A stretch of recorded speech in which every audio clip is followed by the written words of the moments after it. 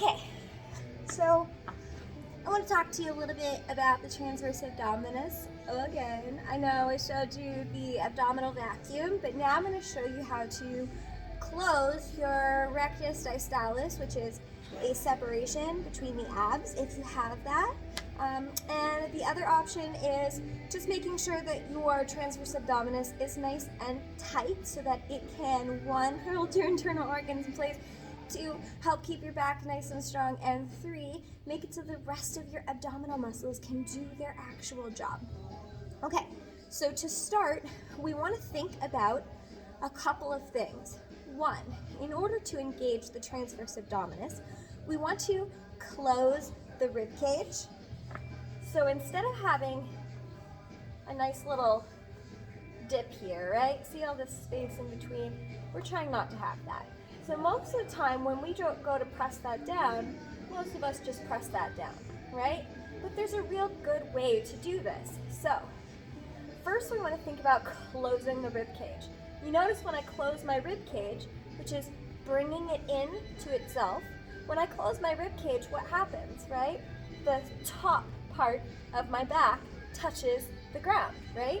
That's just from closing my rib cage. Now I'm going to think about closing my hips. Now I've closed my hips and I'm closing my rib cage.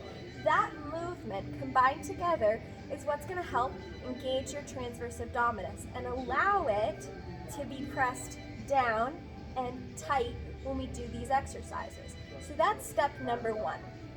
You want to try to close your rib cage and close your hips like you're closing a clip on your hair. Think of it like little fingers coming together, right? That's how we're going to close that. So once we get that down, right, we want to think about creating a tabletop. So when we're here in the tabletop position, we don't want there to be this gap, right? I shouldn't be able to put my fingers there. Okay, so what we want to do is, again, close the rib cage and close the hips, coming in together. And we want to think about the tabletop being an actual tabletop. So let's put our hands here. Imagine that we're holding something. Here's our tabletop.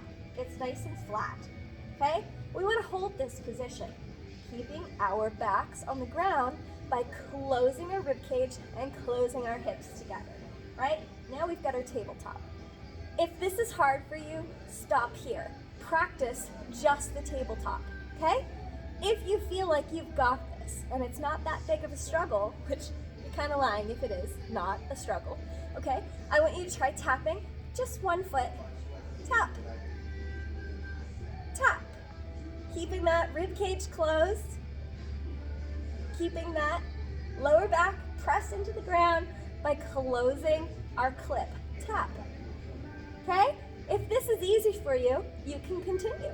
If it's not, keep it here.